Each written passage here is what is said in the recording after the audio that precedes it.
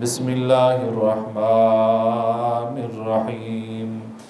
ला खैर फ़ी कसीरिम मिन नजवाहुम इल्ला मन अमर बिसदक़तिन औ मअरूफ़िन औ इस्लाहिम बैनन नास वमन यफ़अल ज़ालिका इब्तिग़ाअ मर्ज़ातिल्लाहि फ़सौफ़ नु'तीहि अजरन अज़ीमा। सदक़ल्लाहुल अज़ीम। तमाम किस्म की तहमीदात, तमजीदात, तकबीरात, तक़दीसात और तहलीलात अल्लाह रब्बिल जलाली वल इकराम के लिए बेशुमार लातदाद अनगिनत बेहद हिसाब दुरूद व सलाम सरवर कायनात इमामुल अंबिया अहमद मुज्तबा हज़रत मुहम्मदुर रसूलुल्लाह सल्लल्लाहु अलैहि वसल्लम की ज़ात मुक़द्दसा मुतहरा पर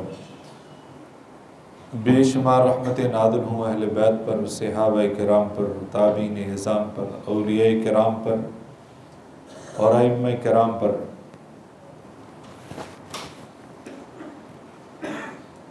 अल्लाह रब्बुल इज़्ज़त का ये सिलसिला कायनात, इसको बनाने के बाद इसको चलाने के लिए, निज़ाम दुरुस्त रखने के लिए कुछ बुनियादी उसूल भी रखे हैं।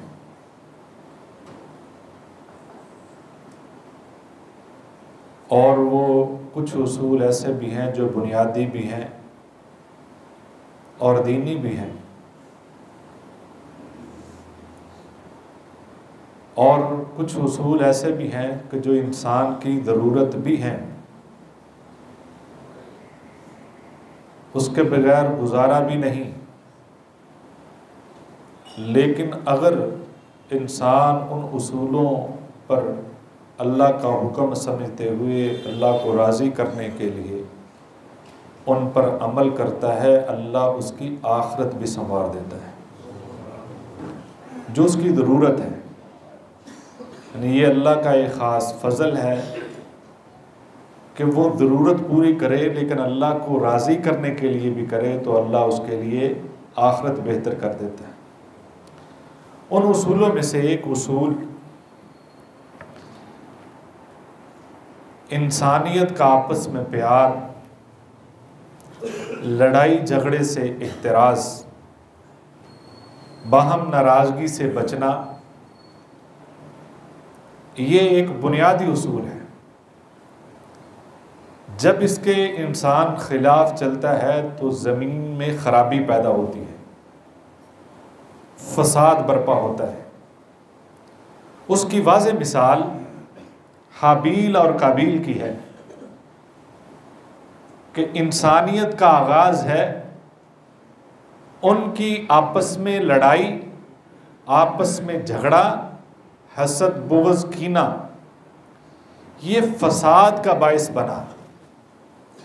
यहाँ तक कि दुनिया में पहला कत्ल हो गया कि इंसानियत में पहली मौत तभी मौत नहीं है, कत्ल वाली मौत है। तो ये खराबी इतनी बड़ी है कि बाहम अगर नाराज़गी हो जाए, गलत फहमी हो जाए, झगड़ा हो जाए, ये लड़ाई अगर ख़त्म ना की जाए तो इतना बड़ा फसाद होता है, ये कत्ल व गारत तक पहुँच जाता है। तो आज का मौजू यही है कि हमें मुस्लिह बनना चाहिए, मुफसिद नहीं बनना चाहिए। यानी लोगों की सुलह करवाने वाला बनना चाहिए, लड़ाई का बायस नहीं बनना चाहिए, फसाद का बायस नहीं बनना चाहिए, आपस में किसी के दरमियान कुदूरत बढ़ाने का बायस नहीं बनना चाहिए। इंसान की ये बुनियादी जिम्मेदारी है कि वो सुलह जू बने, सुलह करवाने वाला बने। क्यों कि दुनिया में इस वक्त अगर आप मुवाजना करें, फसादात ज़्यादा हैं, सुलह जू कम है। सुलह करवाने वाले कम हैं, फसाद डलवाने वाले ज़्यादा हैं। वो घर से लेकर आप आलमी सतह पर देख लें, यानी हर तबके तक के खुशी इंसान को ज्यादा उस वक्त होती है जब आपस में दो गिरोह लड़ रहे हैं, और कम हैं वो लोग जिनको इससे परेशानी होती है। और इस्लाम की बुनियादी तालीमात भी यही हैं कि आप आपस में सुलह करवाने वाले बने। कि इंसान अनाप परस्ती में आकर, किसी भी गलत फहमी का शिकार होकर, किसी बदगुमानी का शिकार होकर वो एक दूसरे से नाराज हो जाता है। ये नाराजगी अगर दो फर्दों के दरमियान है फिर भी खतरनाक, ये लड़ाई अगर दो घरों के दरमियान है फिर भी खतरनाक, ये लड़ाई दो खानदानों के दरमियान फिर भी खतरनाक, ये दो मसालिक के दरमियान फिर भी खतरनाक, ये दो मज़ाहब के दरमियान फिर भी खतरनाक, दो मुल्कों के दरमियान फिर भी खतरनाक, ये हर एतबार से खतरनाक है। जितनी आलमी जंगें हुई हैं उनकी आप हिस्ट्री पर के देख लें, उनकी बुनियादी वजूहात इंतहाई छोटी होती हैं। उनकी बुनियादी वजूहात, बड़े बड़े जो मार्के हुए हैं, बड़ी बड़ी जो जंगें हुई हैं, उनकी वजूहात की तहकीक कर लें आप, वो बहुत कम होंगी, इल्ला कलील। इसी तरीके से बाहम खानदानों में जो लड़ाइयाँ होती हैं उनके पीछे भी वजूहात बहुत कम होती हैं जो बहुत ज़्यादा तूल पकड़ लेती हैं। लिहाजा इस वक्त लड़ाइयाँ तूल तो पकड़ती हैं लेकिन इनको कम करने वाले अफराद कम हैं। तो हमें लड़ाइयाँ कम करने वाला बनना है और लोगों के दरमियान बाहम मोहब्बत पैदा करने वाला और सुलह करवाने वाला बनना है। दो चार बातें मैं आपको बताता हूँ क्यों ये लड़ाई का आगाज कहाँ से होता है, वो दो इशारे करके फिर मैं उस तरफ आता हूँ कि हमें इसका ये अमल कितना बड़ा है। सुलह करवाने वाला अमल ये रब के यहाँ कितना पसंदीदा है। सबसे पहली बात तो ये कि अना परस्ती जो है इंसान में, ये अना परस्ती ये बड़ा गर्क करती है, और अना परस्ती ने ही इब्लीस को इब्लीस बनाया है, शैतान बनाया है। उसके अंदर वही थी ना, सबसे पहले अना खैरुम, वो अना परस्ती थी। ये जब इंसान में आती, वइदा कील लहु तक़िल्ला अख़ज़तहुल इज़्ज़तु बिल इस्मि फ़हस्बुहु जहन्नम व लबीसल मिआद, जब उनसे कहा जाता अल्लाह से डरो, उनको वो इज्जत जो नाम निहाद इज्जत उन्होंने बनाई हुई है, वो इज्जत जो जहन्नम में ले जाने वाली है, वो समझते मैं हूं, मैं इसकी बात क्यों मानूं। हालांकि मुआफ करने वाला, जो मुआफी देने वाला है या मुआफ कर देने वाला है, वो मामूली नहीं। नबी सल्लल्लाहु अलैहि वसल्लम ने फरमाया जो मुआफ कर देता है अल्लाह उसकी इज्जत में इजाफा कर देता है, और जो आजिज़ी इनकिसारी इख्तियार कर लेता है, ज़ाहिरी तौर पे आपको मिस्कीन बंदा नजर आएगा, ज़ाहिरी तौर पर आजिज़ बंदा नजर आएगा। नबी सल्लल्लाहु अलैहि वसल्लम ने फरमाया जो आजिज़ बंदा है अल्लाह उसकी इज्जतों को सर बुलंद कर देता है। ये कौल रसूल सल्लल्लाहु अलैहि वसल्लम है कि जो आजिज़ बन जाता है वो आकड़ खा नहीं बनता, वो फन्ने खा नहीं बनता, वो कहता है किसी तरीके से फसाद ख़त्म होना चाहिए, चाहे उसका ज़ाती नुकसान हो जाए। याद रखें, जो फसाद को कम करने के लिए, लड़ाई ख़त्म करने के लिए ज़ाती नुकसान बर्दाश्त कर लेता है, उस मौका पर अल्लाह कहीं ज़्यादा उसको बाद में नवाज देता है। ये आप अपनी तारीख में, अपनी ज़िंदगी में नज़र दौड़ा के देख लें, अगर आपने ऐसा अमल किया है, या अपने कहीं भी जानने वालों में नज़र दौड़ा कर देख लें, आपको इसकी बहुत सारी मिसालें नज़र आएंगी कि जो लड़ाई ख़त्म करने के लिए ज़ाती नुकसान भी कर देता है, वक्ती तौर पे बर्दाश्त कर लेता है, अल्लाह उसको बाद में बहुत नवाजता है। तो लिहाजा पहली बात तो अना परस्ती है, इसको ख़त्म कर देना चाहिए, ये वजह बनती है। और दूसरी बात बुरे इल्काबात, ये बुनियादी, इंतहाई बुनियादी बातें जहाँ से लड़ाई का आगाज़ होता है, क्योंकि जब आगाज़ हो जाता है ना फिर वापस पलटना मुश्किल हो जाता है। जब आप इस दलदल में फंस जाते हैं फिर बाहर निकलना भी चाहें बहुत मुश्किल हो जाता है।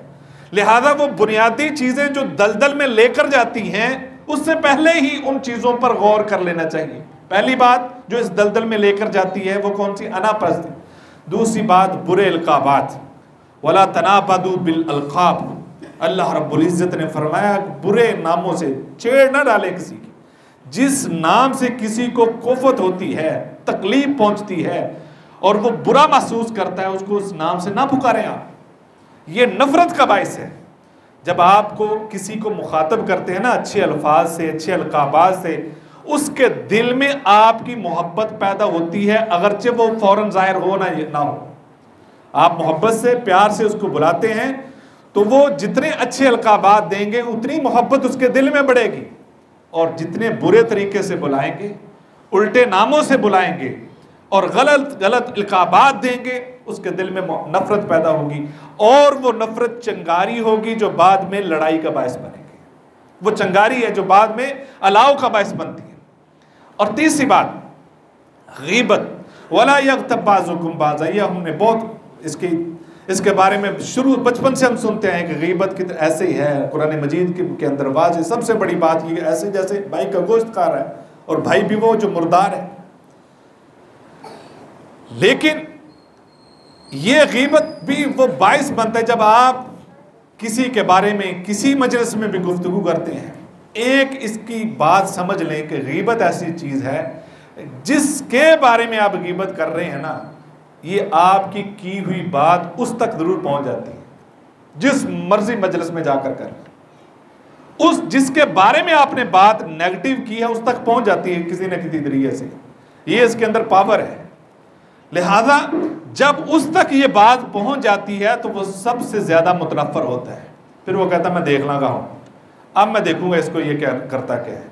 वो जब पलट के उसकी तरफ आता है गीबत सुनकर, वो फिर आगे से उसकी वजाहतें नहीं पूछता, वो अपनी ताकत जमाने की कोशिश करता है। वो फिर अपना सारा जोर लगाता है, तूने मुझे समझ क्या रखा है, तहकीक में नहीं जाएगा। क्योंकि जो गीबत की है उसने, उससे कई गुना ज़रब देकर बात पहुंचाने वाला आगे बात पहुंचाता है कि उसने इस तरह बात की है। वो जो मसाला लगाने वाले होते हैं ना, वो मसाला ज्यादा काम खराब करता है, इसलिए फिर उसको वो हिम्मत नहीं होती पूछने की आपने बात की है या नहीं। जो ये हिम्मत कर लेता है उससे वजाहत पूछ लेता है, वो लड़ाई से बच जाता है। जो वजाहत नहीं पूछता और आकर अपना पूरा जोर लगा देता है, फिर वो फसाद का बायस बनता है। नबी सल्लल्लाहु अलैहि वसल्लम ने फरमाया, जो भाई अपने भाई की गैर मौजूदगी में उसकी इज्जत का दिफा करता है, जो भाई अपने भाई की गैर मौजूदगी में उसकी इज्जत का, हमारी गैर मौजूदगी हो सही, हम फौरन बंदे ताड़ लेते किस किस की बात करनी है। हमारी कोई मजलिस ऐसी नहीं जिसमें गीबतें ना हो, गीबतें निकाल दे खामोशी निकल आती है, पीछे बजती खामोशी है। लिहाजा नबी सल्लल्लाहु अलैहि वसल्लम ने फरमाया, जो अपने भाई की गैर मौजूदगी में उसकी इज्जत का दिफा करता है, कान हक्कन अलल्लाहि अन यातिकहु मिनन नार, अल्लाह के ऊपर ये लाजिम हो जाता है कि अल्लाह उसको जहन्नम से आजाद कर दे। इतनी बड़ी फजीलत है। खामोशी चाहिए, थोड़ा हिलम चाहिए, सब्र चाहिए, कंट्रोल चाहिए, बर्दाश्त चाहिए। आप किसी मजलिस में अपने भाई के बारे में गुफ्तगू ना करें, बल्कि उसका दिफा कर दे। अगरचे आपको ऐब नजर आते ही हैं उसके अंदर, लेकिन उस मौका पर आप उसकी सिफतें शुरू कर दें, तारीफें शुरू कर दें। ये इतना बड़ा अजर है कि अल्लाह के ऊपर फर्ज हो जाता है। हालांकि अल्लाह को अपने ऊपर फर्ज करने की जरूरत है, इतना ही काफी है कि अल्लाह उसको आजाद कर देगा। और इसी तरीके से इसी तरीके से जो चुगली गीबत एक ही माने में आता है, वो हदीस भी आपके ज़हन में होनी चाहिए। नबी सल्लल्लाहु अलैहि वसल्लम जो कब्र के पास से गुजरे थे और फरमाया था कि इनको अजाब हो रहा है, कब्रिस्तान से गुजरे ना, इनको अजाब हो रहा है, और बड़ी बड़ी चीज़ें नहीं है, यानी बचने के एतबार से कोई बहुत बड़ा अमल नहीं था, लेकिन इंजाम के एतबार से बहुत बड़े अमल है। एक वो पेशाब की निजासत से नहीं बचता था, दूसरा वो चुगली खाने वाला है, इस वजह से इनको कब्र के अंदर अजाब हो रहा है। कब्र के अंदर जो गीबतें करने वाले हैं वो कब्र, हमारे फ़ोन, अब तो मजलिस से भी आगे की बात है, हमारा कोई फ़ोन ऐसा खाली नहीं जो किसी की गीबत न की हो किसी फ़ोन में। यानी 1 मिनट से ऊपर जिसकी भी कॉल होगी उसमें गीबत जरूर शामिल हो जाएगी, वो है फलां ऐसा है, फलां ऐसा है। लिहाजा अपनी मजलिसों को, अपनी फ़ोन कॉल्स को, अपनी हर बात को गीबतों से महफूज करने की ज़रूरत है। ये बुनियादी बातें अपने ज़ात के साथ है। अगला जो मरहला है वो ये है कि लोगों के दरमियान सुलह करवाने वाले बने। इसी तरीके से बदगुमानी भी अपने तौर पर, इय्याकुम वज़्ज़न फ़इन्न ज़न्न अकज़बुल हदीस, नबी सल्लल्लाहु अलैहि वसल्लम ने फरमाया बदगुमानियों से बचो। ये जो बदगुमानी है ये सबसे झूठी बात है। एक तो झूठ बोल रहे हैं ना, किसी के बारे में बुरा ख्याल कर लेते, भाई ये पता नहीं क्या है, ये आजकल पता नहीं किस हवा में फिर रहा है, या किसी भी तरीके से हम अपनी तरफ से बगैर किसी दलील के अपने अटकल पच्चू जो लगाते हैं, ये बदगुमानी है। इससे नबी सल्लल्लाहु अलैहि वसल्लम ने मना फरमाया, वला तजस्ससु वला तहस्ससु, जासूसी ना करो, किसी के ऐब ना ढूंढो। आप टारगेट पे हैं, कैमरे फिट किए हुए, कोई गलती करे तो सही, इसको मैं काफिर बना के छोड़ूंगा। अब मजहबी तबका देख लें आप और आम तबका देख लें, कोई बुनियादी चीज मिल जाए बस हम उसको उस वक्त तक नहीं छोड़ते जब तक उसको काफिर नहीं बना लेते। यानी आखिरी हमारी मंजिल यही कि इसको किसी तरीके से हमने ना गैर मुस्लिम बनाना है। लिहाजा किसी के ऐब नहीं ढूंढने, ऐबों के पीछे नहीं पड़ना, और किसी को हकीर नहीं जाना। वला तबागजू, आपस में बुग़्ज़ कीना हसद ना रखो। वकूनु इख्वाना, भाई भाई बन जाओ। इख्वाना, भाई भाई बन जाओ। यानी कि ये सारी चीजें जो बुनियादी हैं वो हैं जो आपको लड़ाई की दलदल में लेकर जाती हैं।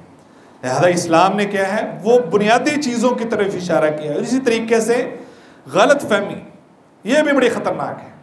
इस उम्मत के सबसे अजीम हस्तियाँ वो हज़रत अबू बकर सिद्दीक, हज़रत उमर फ़ारूक रज़ी अल्लाह ताला अन्हु। हज़रत अबू बकर सिद्दीक रज़ी अल्लाह ताला अन्हु एक दिन कपड़े उठाए हुए, अपनी कमीज़ उठाई हुई इस हालत में आ रहे हैं, नबी सल्लल्लाहु अलैहि वसल्लम की मजलिस में आए। कहा लगता है आपका भाई किसी से नाराज़ होकर आया है। हज़रत अबू बकर सिद्दीक रज़ी अल्लाह को फ़िक्र थी, यानी फ़ौरन गलत फहमियाँ दूर करने की उनको कितनी फ़िक्र है, और हमें फ़िक्र होती है किस तरह इसको बात को बढ़ाना कैसे है। हम बाजू फ़ौरन जो है ऊपर कर लेते हैं कि इसको छोड़ना नहीं। अब हज़रत अबू बकर सिद्दीक रज़ी अल्लाह ताला अन्हु फरमाते हैं, अल्लाह के हुज़ूर सल्लल्लाहु अलैहि वसल्लम, मेरी हज़रत उमर फ़ारूक से कुछ तलख़ कलामी हो गई है और मैंने उससे माफ़ी मांगी, उसने माफ़ी देने से इनकार कर दिया है। इधर ये बात हो रही है और नबी सल्लल्लाहु अलैहि वसल्लम फरमाते यग़फ़िरुल्लाह अबू बकर सिद्दीक, अल्लाह हज़रत अबू बकर सिद्दीक को मुआफ़ फरमाए। ये फरमा रहे हैं। उधर हज़रत उमर फ़ारूक रज़ी अल्लाह ताला को बेचैनी लग गई, भाग के हज़रत अबू बकर सिद्दीक के घर पहुँच जाते हैं। पता किया, कहते घर नहीं, वो तो नबी सल्लल्लाहु अलैहि वसल्लम की मजलिस में गए, भाग कर आए। हज़रत अबू बकर सिद्दीक रज़ी अल्लाह ताला, ये मोहब्बत है, उन्होंने चेहरा पुर अनवार को देखा, गुस्से के आसार देखे और समझ गए अब खैर नहीं। हज़रत उमर फ़ारूक रज़ी अल्लाह ताला फ़ौरन कहते अल्लाह के हुज़ूर सल्लल्लाहु अलैहि वसल्लम, गलती मेरी थी, ज़्यादती मुझसे हुई है, मैं इनसे माफ़ी मांगता हूँ। नबी सल्लल्लाहु अलैहि वसल्लम बात सुन ली, लेकिन फरमाया कि जब कोई मेरा साथ देने वाला नहीं था, हज़रत अबू बकर सिद्दीक ने हर हालत में मेरा साथ दिया, माली कुर्बानी भी दी, जानी कुर्बानी भी दी, यानी कि अपनी जान माल सब कुछ पेश कर दिया, मारे खाई हैं, सारा कुछ किया है। तुम लोगों ने उस वक्त मेरी बात नहीं मानी थी, इसने मानी थी, साथ भी दिया है, कुर्बानी देने के लिए भी तैयार थे, इसलिए इनको सताया ना करो। क्या तुम इनको सताना छोड़ नहीं सकते? कहते उसके बाद कभी हज़रत अबू बकर सिद्दीक को किसी ने भी नहीं सताया। लिहाजा उनको फिक्र थी आपस में कि फ़ौरन गलत फहमी दूर की जाए, लिहाजा गलत फहमियाँ फ़ौरन दूर कर लेनी चाहिए। और आखिरी बात, हसद बुग़्ज़, ये ऐसी बीमारी है जो नबी सल्लल्लाहु अलैहि वसल्लम ने फरमाया पहली उम्मतों की बीमारी तुम्हारे अंदर एक आ गई, वो हसद और बुग़्ज़ है। ये ऐसी बीमारी है जो मूड देने वाली है, ये बर्बाद कर, तुम्हारे दीन को ख़त्म कर देने वाली है। इससे बच जाओ किसी तरीके से। ये अगर मोमिन बन जाओ, और मोमिन उस वक्त तक तुम नहीं बन सकते हत्ता तहाबू, जब तुम आपस में मोहब्बत नहीं कर लेते। और आपस में मोहब्बत करनी है तो उसके लिए ज़रूरी है कि एक दूसरे को सलाम किया करो। जब आप मोहब्बत से सलाम लेंगे ना, तो ये सलाम उसके दिल में मोहब्बत का बीज बोता है। अस्सलामु अलैकुम व रहमतुल्लाह खुलूस से लेना चाहिए, इसको एक रस्म के तौर पर नहीं कहना चाहिए। और जिससे आपको कहीं महसूस होता है ना इसके दरमियान कोई किड़ चल रही है, उसको ज़्यादा खुलूस से कहा करें, वो देखिएगा नफ़रत मोहब्बत में बदल जाएगी। जिससे आपको महसूस होता है कि ये मेरे खिलाफ है, उसको उतने एहतमाम से सलाम कहेंगे, ये सबसे बड़ा अजीम नुस्खा है। बहरहाल ये बुनियादी चीज़ें हैं, लेकिन ये चीज़ कि मुख्तलिफ मराहिल में नबी सल्लल्लाहु अलैहि वसल्लम ने अफजल अमाल बताए हैं उम्मत को कि सबसे अफजल अमल क्या है। सहाबा इकराम रिज़वानुल्लाहि अलैहिम मजमईन को फरमाया, अला अख़बिरुकुम बिअफ़ज़ल मिन दरजातिस सियामी वस्सदक़ति वस्सलाति औ कमा क़ाल नबी सल्लल्लाहु अलैहि वसल्लम। ये कोई मामूली बात नहीं है। नबी सल्लल्लाहु अलैहि वसल्लम ने फरमाया, गौर से सुनिए, यही हदीस ही काफ़ी है मेरा ख्याल। फरमाया, मैं तुम्हें कोई ऐसी खबर ना दूँ, ऐसा अमल ना बताऊँ जो दरजात के एतबार से, फजीलत के एतबार से रोज़े से भी अफजल, नमाज से भी अफजल, सदक़े से भी अफजल। अब रोज़े का कोई मुकाबला हो सकता है? रोज़े का तो अजर कोई लिख ही नहीं सकता, कोई फरिश्ता नहीं लिख सकता। यानी इन तीनों चीज़ों से अफजल अमल ना बताऊं। कालू बला या रसूलुल्लाह सल्लल्लाहु अलैहि वसल्लम। सहाबा फौरन कहते हैं, अल्लाह के हुजूर सल्लल्लाहु अलैहि वसल्लम, हमें और क्या चाहिए? इसी के लिए तो हर वक्त आपके इर्द गिर्द हम घूमते हैं, शमक ये परमानों की तरह। नबी सल्लल्लाहु अलैहि वसल्लम ने फरमाया, सलाहु ज़ातिल बैन, दो भाइयों के दरमियान सुलह करवाना ये इन तीनों अमलों से अफजल है। करने वाले बने क्या? इससे अफजल, नमाज से अफजल कि दो भाइयों के दरमियान सुलह करवा दें आप। और फरमाया, फ़इन्न फ़साद ज़ातिल बैन हियल हालिका, अगर दो भाइयों के दरमियान फसाद हो गया है, लड़ाई होगी, तो ये मूड देने वाली बात है, यानी ये दीन को बर्बाद कर देने वाली चीज़ है। आप हसद का शिकार हो जाएंगे, बुग़्ज़ का शिकार हो जाएंगे, ये जो मैंने शुरू में बात की थी, कत्ल तक पहुंच जाएंगे, दीन कहाँ बचेगा फिर? नबी सल्लल्लाहु अलैहि वसल्लम की हर बात में हिकमत है कि जब आप लड़ाई को शुरू में रोक देते हैं, वो बड़े फसाद से बचने का बायस बन जाते हैं।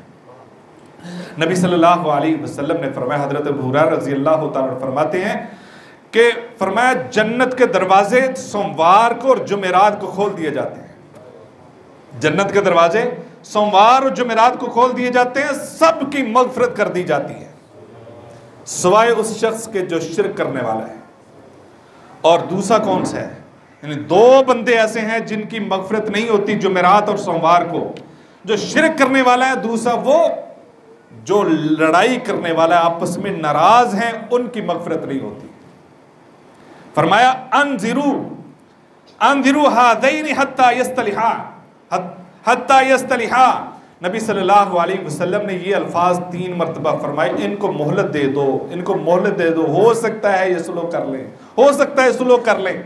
यानी जो आपस में नाराज हैं वो हो सकता है सुलह कर लें। गोया अगर वो नहीं कर रहे तो कोई दरमियान में पढ़ के उनकी सुलह करवा देगा तो वो भी इन्हीं के अंदर शामिल हो जाए। उस सुलह करवाने का मतलब ये है कि आपने बहुत बड़े फितने से बचा दिया है। वल फितनतु अशद्दु मिनल क़त्ल, ये फितना जो होता है ये कत्ल से भी ज़्यादा सख्त होता है, ये ख़तरनाक होता है। लिहाजा हो सकता है कि आपकी उस सुलह की वजह से होने वाले कत्ल व गारत को आपने महफूज कर लिए, और गोया जिसने एक जान बचा ली पूरी इंसानियत को बचा लिया। ये कोई मामूली अमल नहीं है। गोया आप उसको अंजिरू हादैनि हत्ता यस्तलिहा, कि ये मौका है उससे फ़ायदा उठा के उनकी सुलह करवा दें। यानी ये आप हफ्ते को डिवाइड करके देखें, यानी कि 2-3 दिन का हदीस में आता है ना, 3 दिन नाराज नहीं रहना, तो आप चेक करके देख लें सोमवार और जुमेरात का दिन कैसा दरमियान में रखा है, दरमियान में रखा। 3 दिन का उधर भी फासला उधर भी फासला है कि सुलह कर लें किसी तरीके से, आपस में नाराज़गी नहीं होनी चाहिए। लिहाजा बायस ये बनना चाहिए। आपने वो हदीस भी सुन रखी है कि नबी सल्लल्लाहु अलैहि वसल्लम ने सहाबा में एक दिन कहा, 2-3 दिन इरशाद फरमाया, अभी जो बंदा आएगा वो जन्नती है, अभी जो दाखिल होगा जन्नती है। एक अंसारी सहाबी आए हैं, वुज़ू कर रहे हैं, ऐसी हालत में आए, आम से बंदे हैं। पहले दिन भी देखा उसी तरीके से फरमाया, दूसरे दिन भी उसी तरीके से इरशाद फरमाया जन्नती है। हज़रत अब्दुल्लाह बिन अमर रज़ी अल्लाह तआला अन्हु ये उनके साथ चले जाते हैं, नबी सल्लल्लाहु अलैहि वसल्लम मजलिस से उठते हैं, ये उनके साथ चले जाते हैं। जाकर कहते हैं, मेरी तो अपने बाप से नाराज़गी है, आपके पास 2-3 दिन रहना चाहता हूँ। ये मशहूर हदीस आपने सुनी है। उनके पास रहे, देखा कोई ख़ास अमल नहीं, जितने अमल वो करते उतने उनका अमल है, इल्ला कि ये रात को जब करवट बदलते हैं ज़िक्र अज़कार करते हैं, अल्लाह का नाम बुलंद करते हैं। आखिर में मैंने कहा, भाई मैंने सच बोला कि मेरी कोई लड़ाई नहीं, मैं तो आपका ये अमल देखने आया था, कौन सा ऐसा अमल है जिसकी वजह से आप दुनिया में चलते फिरते जन्नती हैं? उन्होंने कहा, मेरे पास कोई अमल नहीं है। हज़रत अब्दुल्ला बिन अमर उठ के आ गए, वो दूर गए तो उन्होंने आवाज़ दी, भाई बात सुने। मैं कहा, और तो कोई अमल मुझे नज़र नहीं है, सिर्फ ये है कि मेरे दिल में आज तक किसी के बारे में कीना बुग़्ज़ हसद है ही नहीं। इस वजह से नबी से उन्होंने कहा, यही वजह है कि अल्लाह ने आपको जन्नत, अल्लाह के प्यारे पैगंबर ने आपको जन्नती करार दिया है। फत्तकुल्लाह व अस्लिहू ज़ात बैनिकुम व अतिउल्लाह व रसूलहू इन कुंतुम मुमिनीन।